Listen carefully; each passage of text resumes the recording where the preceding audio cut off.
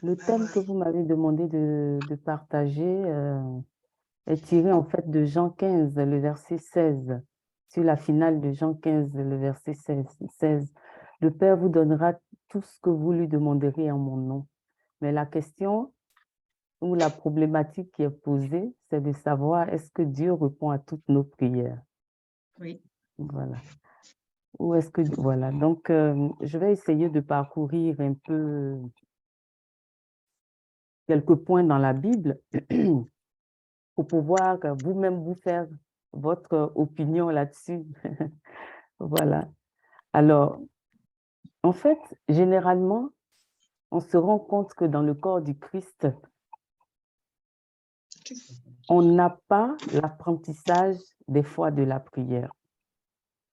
Parce que quand nous lisons la Bible, nous voyons que les disciples demandent à Jésus, parce qu'ils voient Jésus faire des choses, donc ils demandent à Jésus, apprends-nous à prier.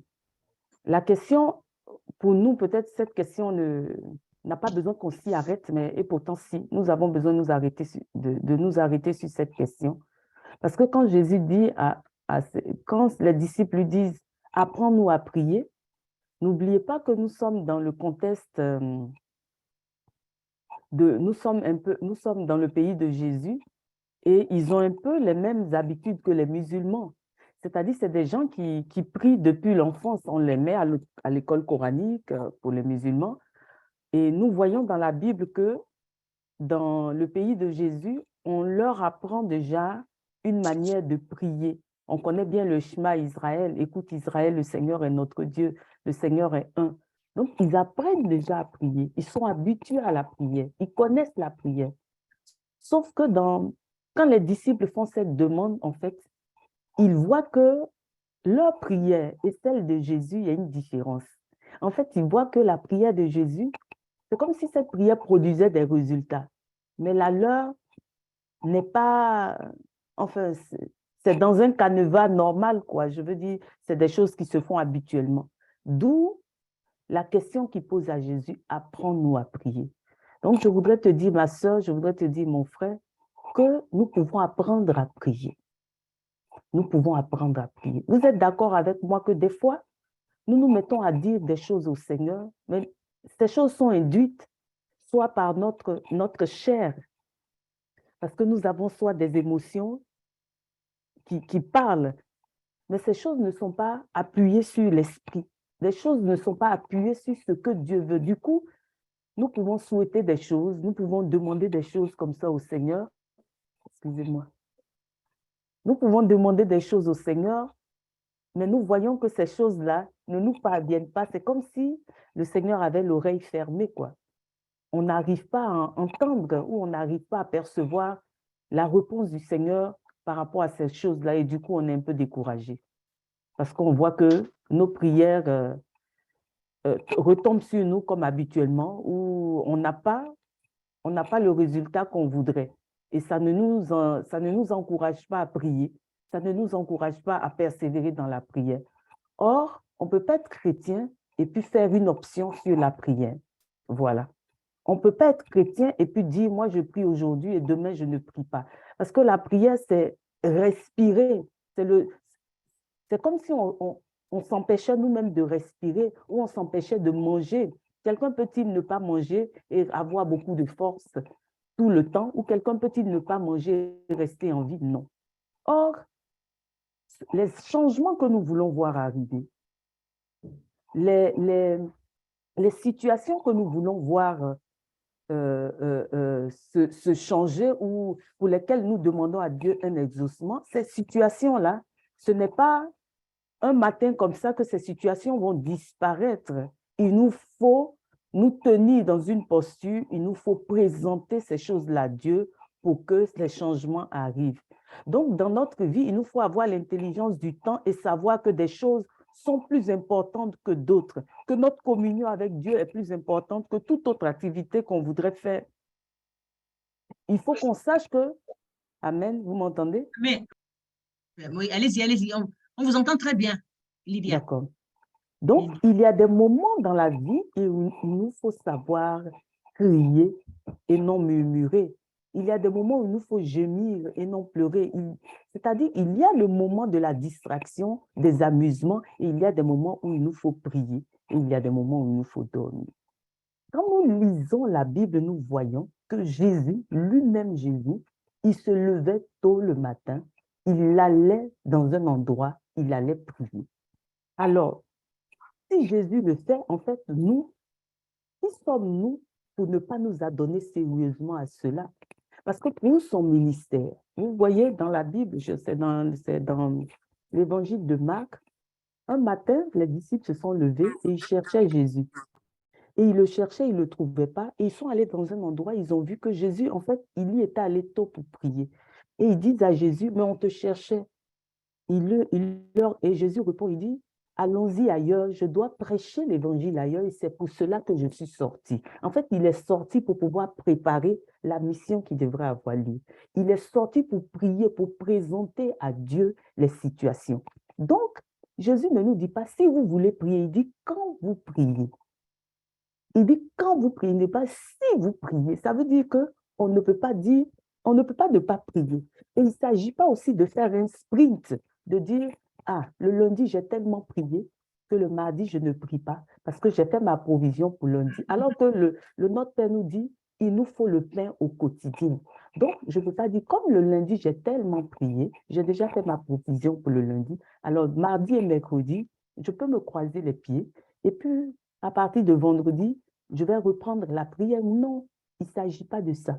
Parce que l'ennemi, celui qui est l'ennemi de notre âme, lui, il fait tout le temps des heures supplémentaires pour pouvoir nous contrecarrer.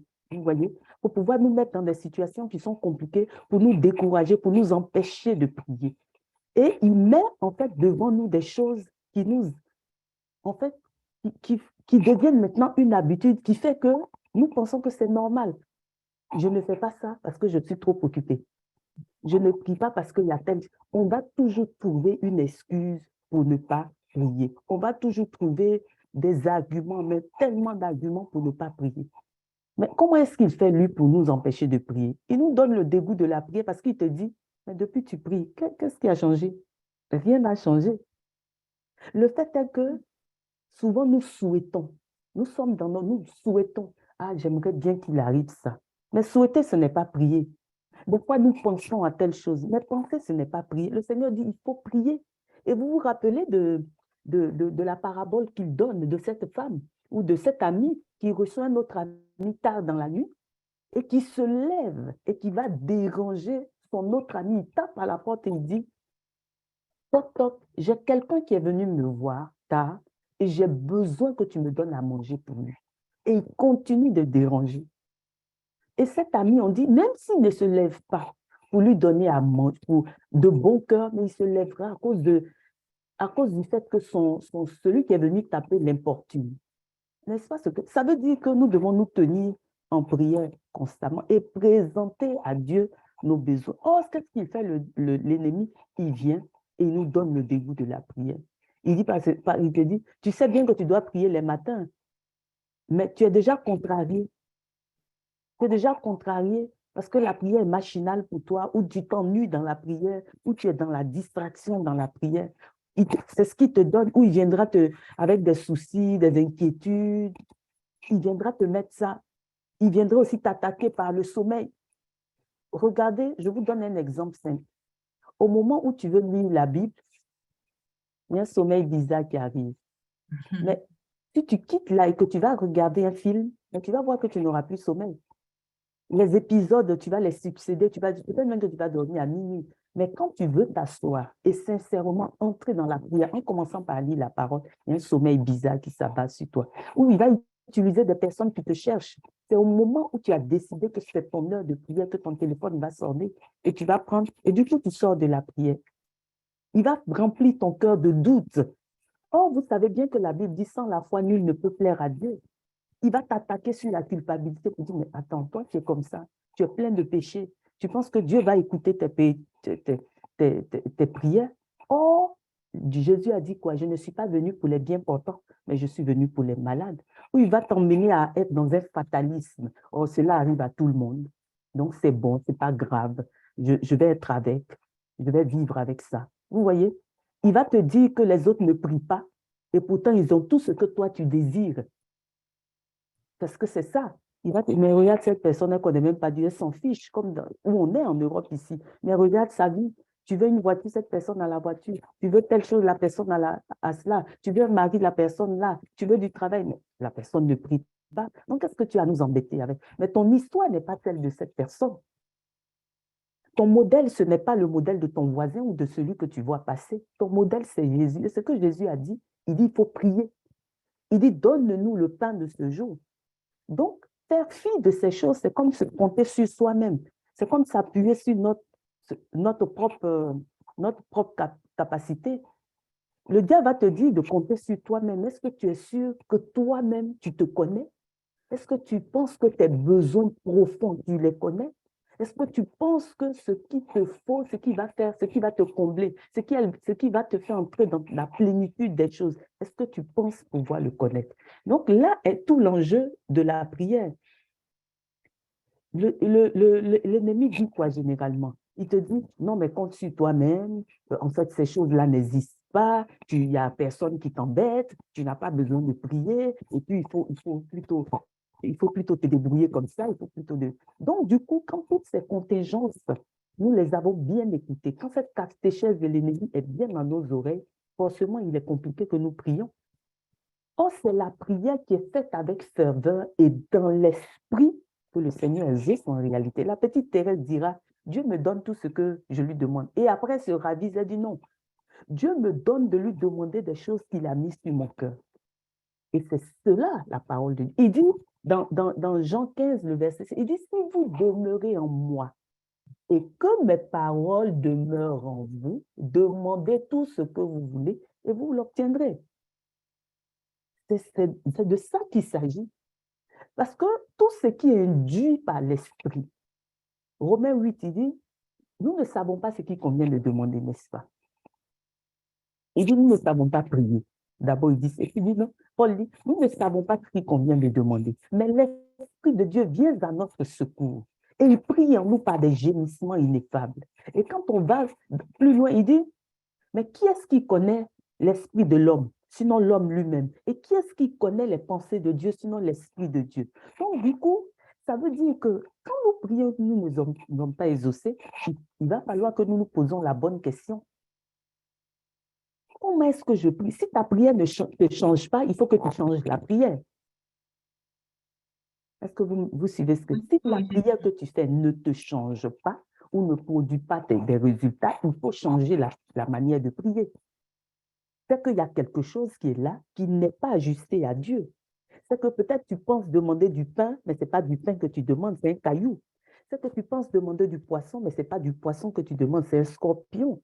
Parce que Dieu, dans sa parole, il dit, si vous qui êtes si mauvais, vous savez donner de bonnes choses à vos enfants, à combien plus forte raison Dieu ne donnera l'esprit ou des bonnes choses à ceux qui l'ont pris. C'est-à-dire que les bonnes choses dont il s'agit, Dieu les connaît pour toi, il les connaît pour moi.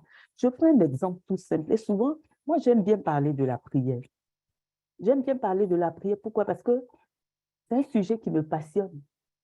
Parce que j'ai vu les résultats de la prière. J'ai expérimenté plusieurs fois l'exaucement. Donc, pour moi, il ne peut pas avoir de vie chrétienne sans cela. Et souvent, je prends l'exemple, surtout nous les femmes. Une femme se lève et dit, ah, on est à l'approche de Noël, j'ai besoin d'un pantalon. Elle arrive dans un magasin, dans son magasin préféré. Quand elle sort de là, elle ne sort pas avec ce pantalon. Peut-être elle va sortir avec une robe. Peut-être elle va sortir avec un pantalon, une robe et une jupe. Mais pourquoi en fait? Parce qu'on ne se connaît pas nous-mêmes. On connaît même, on évite uniquement pour le vêtement, on est hésitant. À plus forte raison pour des choses qui concernent l'esprit. Donc, au moment où je suis en train de demander à Dieu, mais Seigneur, fais-moi la grâce du mariage, je me dis, le Seigneur ne m'exauce pas, mais fait que simplement, je peux me poser, est-ce que je suis prête? Est-ce que vraiment, je vais venir en bonus auprès de cet homme que je demande que Dieu m'envoie ou je m'engage dans un itinéraire de dépression? Est-ce que je suis assez forte pour pouvoir, je suis assez prête pour pouvoir assumer, pour pouvoir entrer dans le mariage? Donc souvent, comme il est un bon père, Dieu est bon pour toi, il est bon pour moi. Et comme il est un père qui sait les choses, quand nous lui demandons, ce n'est pas tant que Dieu dit non, mais il peut te dire ce n'est pas le moment. Parce que la prière marche avec la patience. C'est ça. La prière marche avec la patience. Personne ne peut dire, j'ai demandé à 7 heures quelque chose à Dieu et il me répond tac à 7 heures. Mais non, il est Dieu. Dieu n'est pas notre petit copain à qui nous demandons, tu peux me commander un tacos ou tu peux me commander un burger. Et puis au moment où on l'a dit, tac, il commande et puis la livraison se fait à quelle heure? Dans 15 minutes. Quand on sonne, 15 minutes, c'est là. Dieu est Dieu. Il sait profondément ce qu'il faut. C'est pour ça, quand tu vas dans la lettre de Jacques, Jacques 4, le verset 2 à 3, Jacques dit quoi? Il dit, vous ne demandez pas, alors vous n'avez pas parce que vous ne demandez pas. C'est comme si, comment? Il dit, mais vous demandez, vous n'obtenez rien parce que vous ne demandez. Vous demandez pour satisfaire vos mauvaises passions. Donc la question est déjà résolue dans la Bible. Parce que le même Dieu qui nous dit, demandez, vous recevrez. Cherchez et vous trouverez. Frappez et l'on vous donne. Il dit, quand vous priez, ce que vous avez demandé, croyez que vous l'avez reçu, cela vous sera accordé. Comment ce même Dieu pourrait alors ne pas nous exaucer si cette chose nous convient? Soit il est plus intelligent que nous, et nous l'acceptons comme ça, et nous demandons à Dieu, alors montre-moi les choses que tu veux que je te demande. Montre-moi ce qu'il me faut réellement, ce dont j'ai besoin. Ou nous disons que ce Dieu n'est pas fort. Or, Hébreu nous dit, Hébreu 11, Hébreu 11, le verset 6 dit quoi? Il dit, or, sans la foi, il est impossible de plaire à Dieu. Mais ce n'est pas ça que ce point qui me dit. Il dit, celui qui s'approche de Dieu doit croire qu'il existe et qu'il récompense ceux qui le cherchent. Celui qui s'approche de Dieu doit croire qu'il existe et qu'il récompense ceux qui le cherchent. Chercher, c'est chercher dans la prière. Ce n'est pas tant qu'il est derrière un placard ou quoi. C'est chercher dans la prière. Rester dans une ferveur. Je vais prendre un exemple de nos prières, nous les catholiques, les prières que nous avons. C'est devenu des récitations. Ces prières sont devenues des récitations, ce n'est plus des prières. Je veux dire, ce n'est plus des choses qui sont animées, sauf pour certains. Mais le chapelet est devenu un somnifère. Ah, pour ne pas trop voyager, je vais me coucher puis faire mon chapelet et puis ça va m'endormir. Mais non. Du coup, quand nous nous réveillons, nous avons peut-être des traces du chapelet sur nos joues et tout. Mais quel est ce Dieu à qui nous nous adressons? C'est pas une récitation, c'est une prière. Elle est aussi puissante. Je préfère faire un Je vous salue Marie, rempli de force, rempli de ferveur, que d'en faire 1000 et puis d'être ailleurs. Ça ne veut pas dire qu'on n'a pas notre nature qui fait que des fois nous allons à gauche, à droite. Que nous prenons véritablement, nous sommes mus par une ardeur, par une ferveur.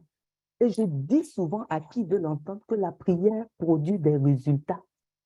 La prière produit des résultats. Dans chaque vie, la prière, on a vu, et ça n'a pas commencé avec nous. On a vu Abraham prier. Lot est sorti avec ses enfants de Sodome et de Gomorrhe. La prière a de longs bras. La prière rend visite. La prière s'en fout des protocoles. La prière n'a pas de limite. La prière traverse des frontières. La prière n'a pas besoin de passeport, n'a pas besoin de visa. Avec la prière, nous régnons. Avec la prière, nous pouvons toucher quelqu'un qui est au loin parce que c'est des choses qui se passent en esprit. Il ne s'agit pas de la chair. Tout ce qui est fait par l'esprit reçoit toujours un exaucement. Mais quand nous sommes mus par la chair, oh Seigneur, prends pitié, et puis on pleure, et puis on est... Non, l'apitoiement est un détournement de la compassion de Dieu. Il ne s'agit pas de ça. Est-ce que tu connais ton identité en Christ? Sais-tu vraiment qui tu es? Sais-tu le prix qui a été payé pour toi? Celui qui peut le plus peut le moins. Jésus a déjà payé. Après la mort, toi et moi, parce que nous sommes croyants, on sait qu'après la mort, il y a une vie. Mais pour la terre, après la mort, c'est fini. Il n'y a plus rien après la mort, en tout cas pour la terre. Mais Christ a payé le prix pour toi. Et à la croix, il a dit, tout est accompli. Celui qui a dit, tout est accompli, est-ce que nous pouvons réellement penser que c'est des choses que nous lui demandons qu'il ne peut pas nous donner? Mais en fait, c'est un peu galvaudé, si je peux ainsi dire, le sacrifice, le bénéfice de la croix de Jésus. Il y a un prix qui a été payé pour moi. Et ma fin ne peut qu'être bonne, parce que je suis précieuse aux yeux de Dieu. J'ai de la valeur, j'ai une identité, je ne suis pas n'importe qui. Ce n'est pas une histoire d'orgueil, mais je vaux le sang d'un juste, d'un innocent. Voilà celui qui a payé le prix pour moi. Alors donc, en lui, je peux dire, en mon nom, vous obtiendrez du Père. Ce n'est pas en ton nom. Ce n'est pas toi. Il ne s'agit pas de ta justice. Il ne s'agit même pas de ta capacité à jeûner ou quoi. Et pourtant, il dit demander. Dieu sait tout. Et pourquoi il nous dit de demander? Vous savez, il y a quelque chose qui nous met souvent dans l'erreur. Ah, mais je ne peux pas demander. Le Seigneur, il sait que j'ai besoin de ça. Et pourquoi il te dit de demander s'il sait que tu as besoin de ça? C'est le même Dieu qui dit demander. Mais demander, ça veut dire entrer dans sa providence. Demander, ça veut dire entrer dans sa dépendance. Demander, ça veut dire être comme un enfant. Il est notre Père, il est notre Dieu. C'est de ça qu'il s'agit. Or, nous ne comprenons pas cela. Je préfère m'inquiéter pendant 2 semaines que de faire la bataille spirituelle dans la prière. Je préfère m'inquiéter pendant 1 mois que de m'agenouiller et de supplier Dieu de m'aider. Or, le Seigneur nous appelle à des choses excellentes. Il dit, cherchons premièrement. Il dit, je souhaite que tu sois prospère à tous égards, comme prospère l'état de ton âme. Si Dieu sait qu'il y a quelque chose dans ton âme qui n'est pas encore ajusté à ta grâce, il ne veut pas te perdre. Notre fondateur a souvent l'habitude de dire, avant de prier, il faut prier. Pour dire qu'avant même de demander quelque chose à Dieu, il faut prier pour savoir si cette chose-là est vraiment ce qu'il faut demander à Dieu. Parce que Dieu risque de nous la donner. Il risque de nous la donner. Et alors, qu'est-ce qu'on fera après? N'est-ce pas que vous et moi, nous avons vu des personnes qui étaient dans des situations compliquées où on s'est mobilisé dans la prière. Ces personnes-là sont sorties de là et puis alors, après, c'est fini. Hein? C'est comme si Dieu était devenu une bête noire qu'il faut fuir de loin. Or, quand nous lisons Philippiens 4, le verset 6 à 7, il dit quoi? Il dit, ne vous inquiétez de rien. Il dit, ne vous inquiétez de... C'est Paul qui le dit. Paul dit, ne vous inquiétez de rien. Mais en toutes circonstances, priez. Mais il ne s'arrête pas là. Il dit, suppliez. Mais il ne s'arrête pas là. Il dit, rendez grâce. Il ne s'arrête pas là. Il dit, faites connaître à Dieu vos demandes. Et après, en principe, on s'attendrait à dire, ah, quand j'ai fini ça, j'ai tout ce que je veux. Il dit, non. Et la paix de Dieu. Il dit, la paix de Dieu qui dépasse tout ce qu'on peut concevoir, gardera vos pensées et vos cœurs dans le Christ de Jésus. C'est formidable, ça. C'est formidable. Quelle agitation dans le corps du Christ. Nous sommes agités. Telle chose, oui, c'est normal, parce que nous ne sommes pas pur esprit. Que nous ayons des fois, la première réaction soit la peur. La première réaction soit... Mais à un moment donné, nous devons nous rassembler. Nous devons ajuster notre vie intérieure à notre vie extérieure. Nous devons ajuster cela et nous rappeler de ce que Dieu dit. Vous savez pourquoi souvent nous échouons lamentablement? Parce que la parole de Dieu n'habite pas assez en nous. Hein. Vous et moi, elle n'habite pas assez.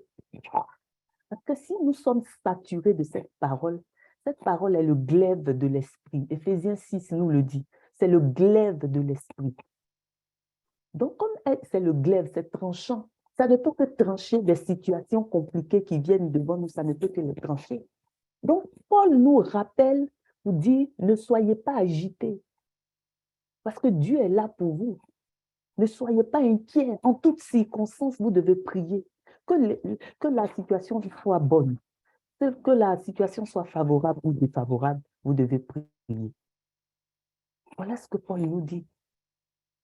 Il vous faut prier à temps et à contre-temps. Il vous faut supplier. Et puis il dit, il faut rendre grâce. Rendez grâce. Faites connaître à Dieu vos demandes. Oh Seigneur, nous te faisons, tu sais, mais je te demande de venir guérir telle personne. Seigneur, tu sais qu'il y a, mais Seigneur, je te rends grâce déjà d'avance. Comme Jésus lui-même me l'a dit, Père, je te rends grâce de ce que tu m'exauces toujours, mais c'est pour ceux-là. Et la paix de Dieu vient. La paix qui est le témoignage de cette présence vient parce que cette paix dépasse tout ce qu'on peut concevoir. Effectivement, quelqu'un qui est en face de lui une montagne et alors qu'il doit passer, comment la paix de Dieu pourrait être là si ce n'est pas un don? C'est un don. Donc, il ne s'agit pas de nous asseoir, de penser. Il ne s'agit pas de nous asseoir, de fermer notre bouche et puis de laisser nos rêves aux mains de l'ennemi, des adversaires, de rater nos miracles. Non. Jacques 3, le verset 3, il dit que la langue est toute petite, mais elle peut de grandes choses. Mais si elle peut de grandes choses pour détruire, elle peut de grandes choses aussi pour construire. Vous êtes d'accord avec moi? Amen, Il dit oui. la langue, et c'est le livre des Proverbes qui dira, il dit la vie et la mort sont au pouvoir de notre langue. La vie et la mort sont au pouvoir de notre langue. C'est pour dire que ce que nous possédons là est capable de changer les conditions de notre existence, est capable de changer ce que nous avons en face de nous comme challenge à relever. Il dit, c'est pourquoi, Matthieu 11, c'est pourquoi je vous dis, tout ce que vous demanderez en priant, croyez que vous l'avez reçu et vous le verrez s'accomplir. Croyez que vous l'avez reçu. Il ne dit pas, faites semblant de l'avoir. Il dit, croyez. Ça veut dire qu'il nous invite à quelque chose, à une action, à une foi, à une démarche. Croyez que vous l'avez reçu, cela vous sera accordé. Donc, est-ce que souvent nos prières sont mêlées de foi? Ou peut-être que à force de ne pas avoir de réponse, finalement, nous avons baissé les bras. En fait, nous sommes dans un rituel, quoi. Nous sommes dans une religiosité. On sait que oui, c'est bien d'être ensemble, mais au fond, je ne compte pas trop sur Dieu hein, pour ces choses-là. Je vais me débrouiller moi-même. Hein, parce qu'il y a longtemps qu'il m'a lâché, là. Souvent, c'est ce qui se passe. Hein. Il y a longtemps. Oh, mais il y a des gens même dans nos assemblées, des fois, qui s'avancent. On donne, ils s'avancent. Qu'est-ce que tu veux? Je veux compris pour moi. Mais est-ce que tu crois? Bon, ça va aller. Ouais, oui, ça va, je crois. Mais au fond, la personne est en train de dire, mais non, c'est bon, j'y crois plus. Hein, mais bon, je ne peux pas dire aussi qu'il n'existe pas. Donc, c'est pour ça. Mais j'y crois plus. Il ne s'agit pas de ça. Il faut y aller. Il faut être convaincu de ce Dieu-là. Il faut être convaincu que Dieu arrive à ses fins. Il faut être convaincu de cela. Parce que personne ne pourra te convaincre que lorsque tu verras l'exaucement arriver dans ta vie, lorsque tu parleras de ta bouche, lorsque tu seras en train de prier par cela, tu vas arracher des choses qui sont à toi. Lorsque tu verras les situations changer, qui n'a pas prié dans la Bible? Qui? Lequel des prophètes n'a pas prié? Lequel des rois n'a pas prié? Abraham a prié. Moïse a prié. David a prié. Daniel a prié. Judith a prié. Esther a prié. Ruth a prié. Qui n'a pas prié? Les pierres ont prié. Saint Paul a prié, mais ça n'a pas empêché qu'il vive qu'on le bastonne. Hein. Ça n'a pas empêché qu'il ait failli être naufragé sur l'île de... Il a prié. De la Genèse jusqu'à l'Apocalypse, lequel... Mais si la prière ne produisait aucun résultat, ou si Dieu n'écoutait pas la prière, mais pourquoi tous ces hommes ont-ils recouru à la prière alors? Est-ce que la bonne question ne serait pas comment je prie plutôt? Qu'est-ce qu'il y a dans ma prière? C'est quoi ta prière? Qu'est-ce qu'il y a dedans? C'est quoi le contenu? Et combien de temps pries-tu? Quelle est ta discipline dans la prière? Quelle est ta coutume dans la prière? Est-ce qu'on fait temps dédié pour la prière? On peut pas prier et faire autre chose en même temps. Parce que ce Dieu-là, il est trop grand. On ne peut pas juste le fréquenter, il s'agit de nous fiancer et de nous marier à lui. Quand on aime une personne, on veut lui faire plaisir, toutes ses habitudes. Voilà ce dont il s'agit. Et je pense que c'est le point crucial, ça. Qu'est-ce que je mets dans ma prière? Quand je dis je prie, de quoi s'agit-il? C'est vrai que j'ai le Notre Père, mais le Notre Père, ce n'est pas une récitation. C'est un parcours de prière. Il dit, Notre Père qui es aux cieux, que ton nom soit béni. De quel nom parlons-nous? Comment tu connais ton Dieu? De quel nom tu le nommes? Est-il Yahvé Jiré? Est-il Yahvé Rapha pour toi? Parce que c'est en fonction de ce que tu vis que tu le nommes. Il dit que ton nom soit béni, que ton règne vienne, que ce que tu veux soit fait sur la terre comme cela est fait dans le ciel. Seigneur, que ta volonté advienne. Dieu nous a déjà tout donné, mes bien-aimés. Il a déjà mis même les paroles dans nos bouches. Seigneur, mais que ton règne vienne en ce matin. Que ton règne vienne dans ma vie, dans ma maison, sur la vie de mon mari, sur la vie de ma fille. Seigneur, que ton règne vienne dans ce groupe du renouveau charismatique, sur ce diocèse. Seigneur, que ton règne vienne. Ce que tu veux se réalise pour moi, non pas comme je veux. Parce que toi-même, Jésus, tu as dit, éloigne de moi cette coupe, mais non pas selon ma volonté. Seigneur, je ne sais même pas ce qu'il me faut. Mais que ta volonté se fasse dans ma vie, que ta volonté se fasse dans la vie de mes enfants, que ta volonté se fasse dans mon foyer, que ta volonté se fasse dans ce groupe dont j'ai la charge, Seigneur, parce que j'ai charge d'âme. Seigneur, que ta volonté, que ta volonté, donne-moi le pain de ce jour. Seigneur, j'ai besoin d'un témoignage. J'ai besoin d'un... Seigneur, donne-moi le pain de ce jour. Tu connais tout ce dont j'ai besoin. Seigneur, j'ai besoin d'un nouveau travail. Mais il nous faut prier avec détachement. Vous savez, des fois, nous prions et nous sommes dans trop d'émotions, comme si c'était ça qui allait faire bouger Dieu. Ce n'est pas nos pleurs et nos émotions qui font bouger Dieu, c'est la foi. Mais simplement, c'est cette ferme assurance que celui à qui je parle m'entend. Et c'est ça. Seigneur, que ce soit ta volonté. Donne-moi le pain de ce jour. Souvent, je dis aux personnes en écoute qui me parlent souvent de la prière, je dis, mais quelle est ta coutume quelle est ta routine? Parce que ça pas nuit aux femmes. Quelle est ta routine dans la prière? Ah ben, je prie, je dis oui, oui, tu pries, mais je parle de quelle est ta routine? Eh ben, je prie avec, on a un groupe de prière, je suis dans le groupe de prière, on prie une fois par semaine. Je dis ça, c'est la prière collective. Je parle de toi, personne, une personne, toi, dans ton intimité. Parle-moi de ta routine. Bon, je prie des fois à telle heure, et puis d'autres fois, je dis, non, tu ne peux que échouer, hein, parce qu'il y a tellement de sollicitations. Il y a tellement de sollicitations. Je dis, on va prendre une semaine. Tu as décidé peut-être de prier à midi, mais à midi, tu vas avoir une sollicitation. Tu finiras la semaine sans avoir vraiment prié. Parce qu'il y a trop de sollicitations.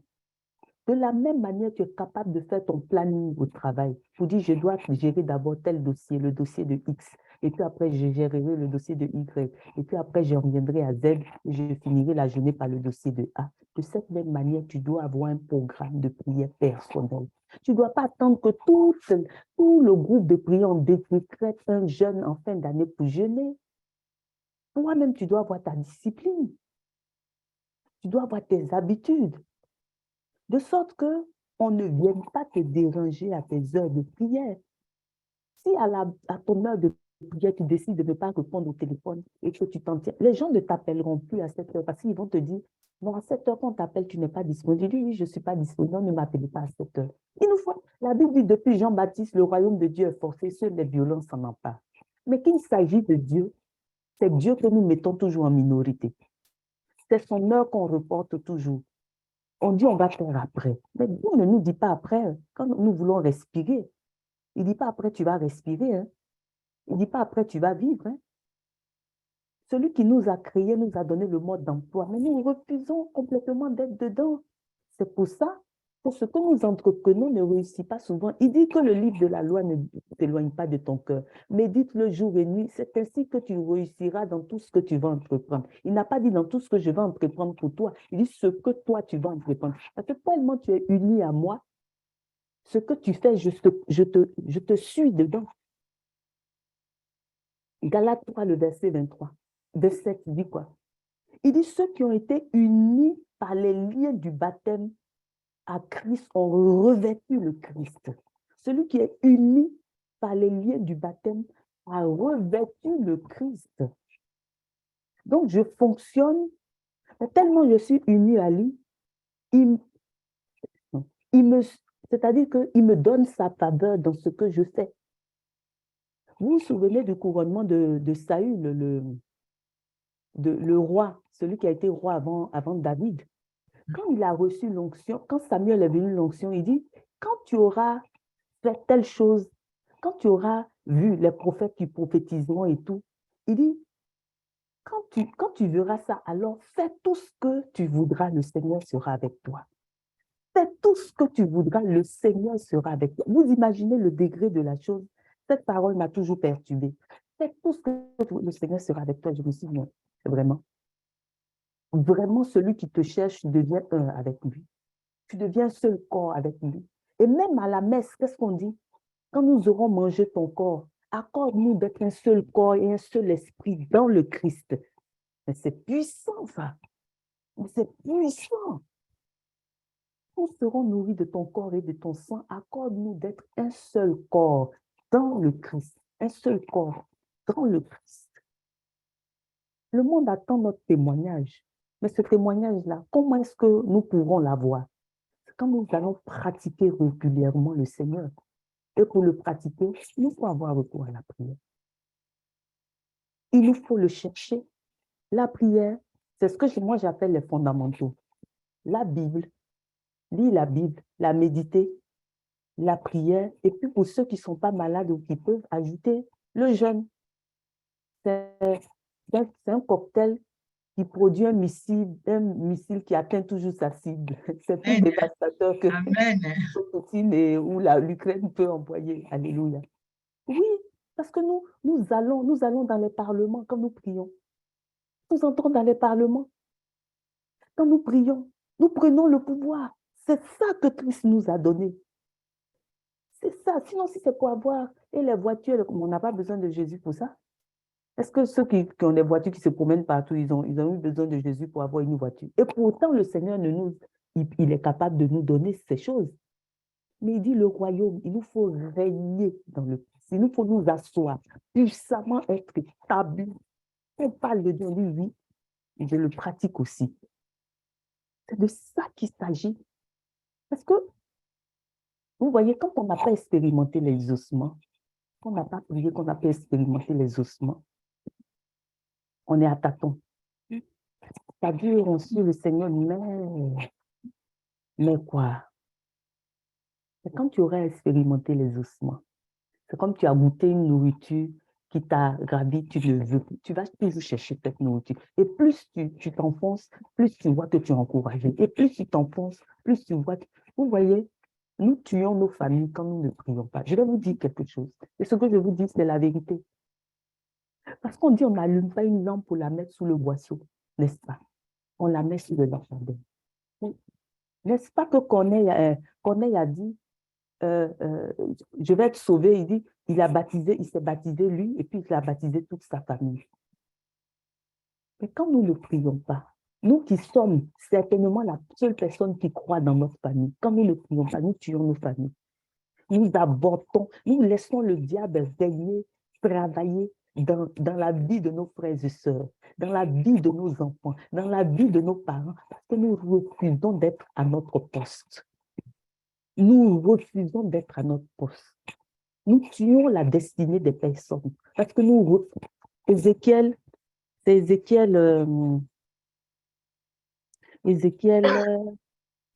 que je trouve ce passage-là parce qu'il me plaît trop. Dieu dit, je cherche quelqu'un qui se tienne à la brèche pour intervenir, pour plaider en faveur de ce peuple, je ne trouve personne. C'est ce que le Seigneur dit. Je cherche quelqu'un qui se tienne à la brèche, mais je ne trouve personne. Alors, je vais détruire ce peuple. Mais pourquoi? Ça veut dire Dieu lui-même qui a pris la résolution de détruire, il cherche encore une personne qui se tienne à la brèche pour ne pas que ce peuple-là soit sous son courroux. C'est de ça qu'il s'agit. Hein? Donc, ça veut dire, non, ce n'est pas Ézéchiel 4, je vais vous le dire. Là, il y a une personne qui a mis Ézéchiel 4, ce n'est pas Ézéchiel 4. Hein. J'ai fait un enseignement sur l'intercession, là, donc c'est ce que je suis en train de... Je l'avais tout à l'heure. Je crois que c'est Ézéchiel 22, verset 30 ou... alors, un instant, excusez-moi. Alors, je l'avais sous la main, parce que je comptais justement le partager avec vous. Je l'ai... Non, je vais le trouver. Donc, c'est ça. Je l'ai plus. Je l'ai plus. Ézéchiel 22, verset 30 ou Ézéchiel 30, verset 22, quelque chose comme ça. Ézéchiel 22, verset 30. Tu peux lire? Tu peux lire, mon frère. Je cherche parmi eux un homme qui élève un mur, Exactement. qui se tienne à la brèche devant moi en faveur du pays, afin que je ne les détruise pas, mais je n'en trouve point. Amen. Alléluia. Amen. J'aime ce verset-là. Je l'aime trop.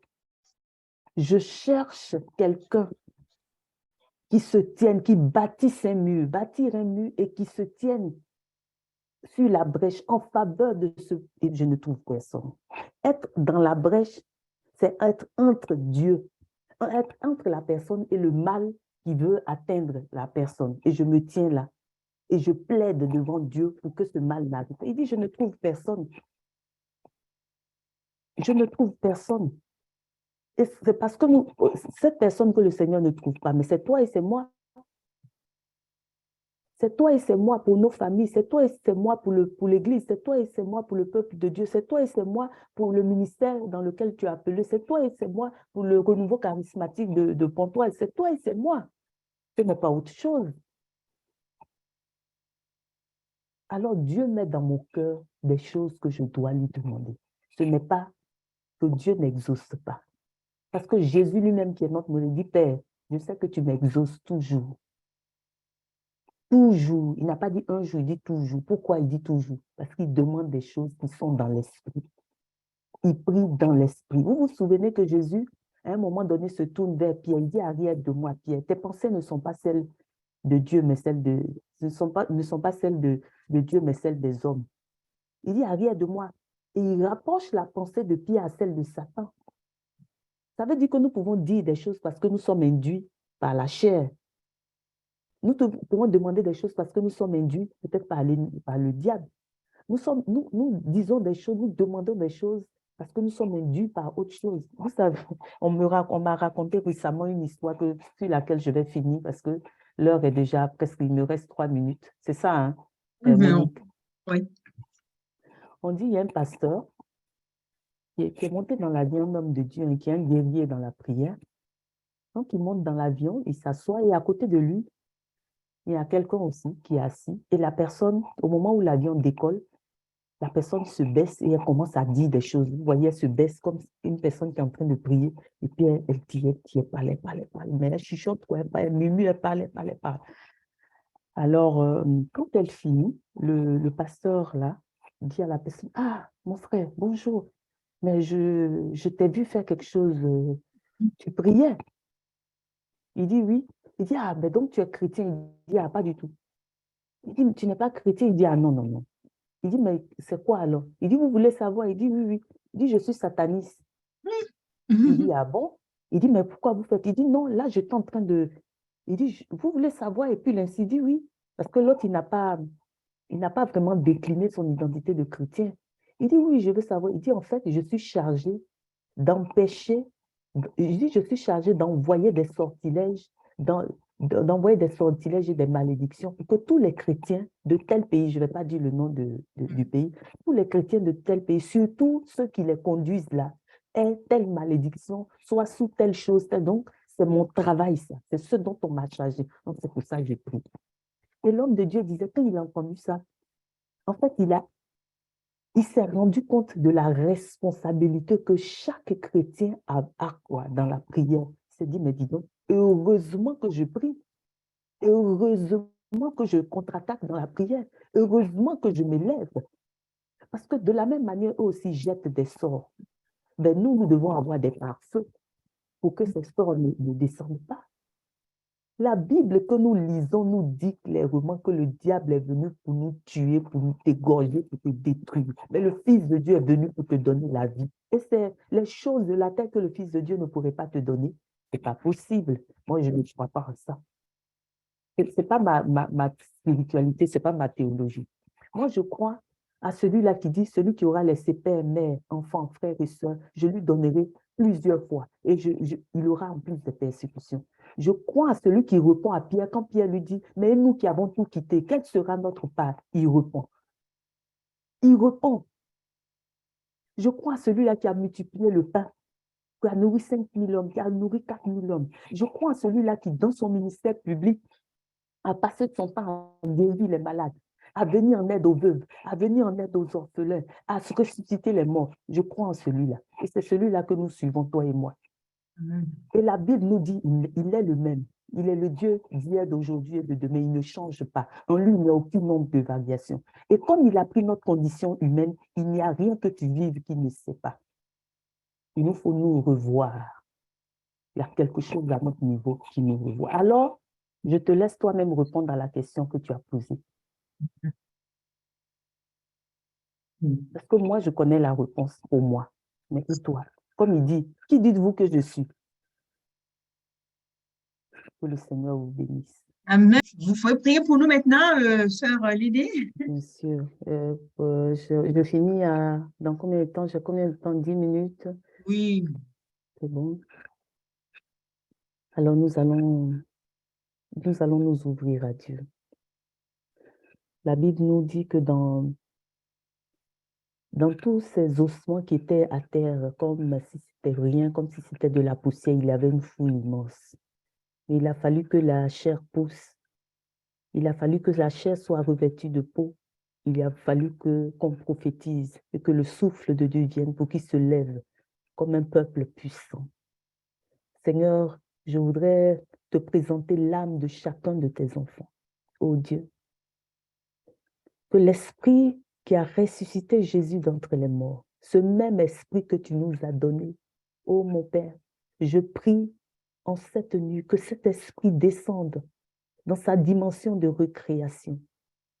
Que là où quelqu'un était fatigué, là où quelqu'un était affaibli, là où quelqu'un est découragé, Seigneur, là où quelqu'un est sous le poids d'un fardeau quelconque, là où un joug quelconque pèse sur la tête, sur le cou d'un de tes enfants, ô Dieu, en ce soir, que la puissance du Saint-Esprit vienne briser tous les jougs, que la puissance du Saint-Esprit vienne ôter tous les fardeaux, que la puissance du Saint-Esprit vienne déplacer, ô Dieu, les montagnes qui se sont dressées, qui se sont accumulées devant tes enfants. Je prie en ce soir, ô Dieu, pour que ton vent souffle, comme tu as dit à Nicodème, Seigneur, que l'eau jaillisse, que ton esprit soit donné afin qu'il y ait, Seigneur, une nouvelle naissance.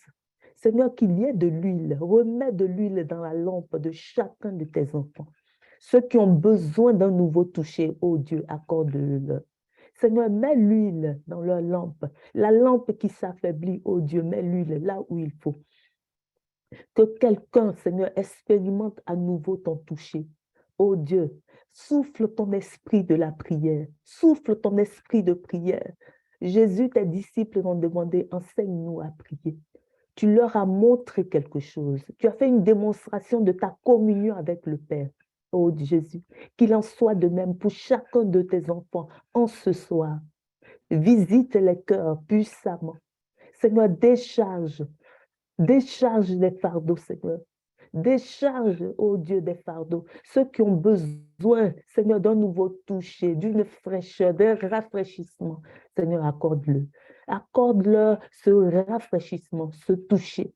Je veux te présenter aussi chacun de leurs besoins. Seigneur, n'est-ce pas que les 4 amis, ces 4 amis, Seigneur, ont enlevé le toit de la maison et ont descendu devant toi, leur ami qui était paralysé. Celui qui était paralysé n'avait pas parlé, mais la foi de ses amis, Seigneur, ont obtenu le miracle pour se paralyser. Je prie en ce soir, en libérant ma foi, oh Dieu.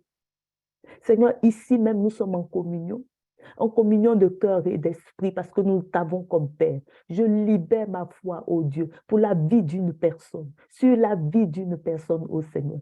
Que ton miracle, ô Dieu, se manifeste. Seigneur, que ta provision se mette en mouvement. Là où les puits étaient asséchés, Seigneur, mets l'eau qu'il faut. Seigneur, mets l'eau qu'il faut. Que l'âme de quelqu'un se remette à vivre à nouveau, ô Père. Je t'en supplie dans le nom de Jésus. Que celui qui ploie sous un fardeau quelconque, ô Dieu, reçoive de toi, Seigneur, la manne qui rend puissant, ô Dieu. Que celui-là, ô Dieu, qui est en proie à une maladie quelconque, ô Dieu, nous chassons les maladies des corps. Père, nous chassons et nous maudissons toute maladie à la racine. Nous réprimons ces effets, oh Dieu, sur la vie de tes enfants. Seigneur, guéris les corps, mais touche surtout les âmes. Touche surtout les âmes, oh Dieu, afin qu'un témoignage puissant te soit donné. Seigneur, tu veux pour notre temps, tu veux pour notre génération, non plus des théologiens, non plus des discoureurs, non plus des personnes qui étudient sans fin, mais tu veux de véritables témoins. Et je te demande de les susciter puissamment sur cette plateforme, Seigneur. La prière n'a pas de frontières. Passe par cette plateforme, oh Dieu, et touche le cœur de chacun de tes enfants, chacun d'entre eux dans leurs besoins, Seigneur. Envahis-les par ta présence, au nom puissant de Jésus. Amen.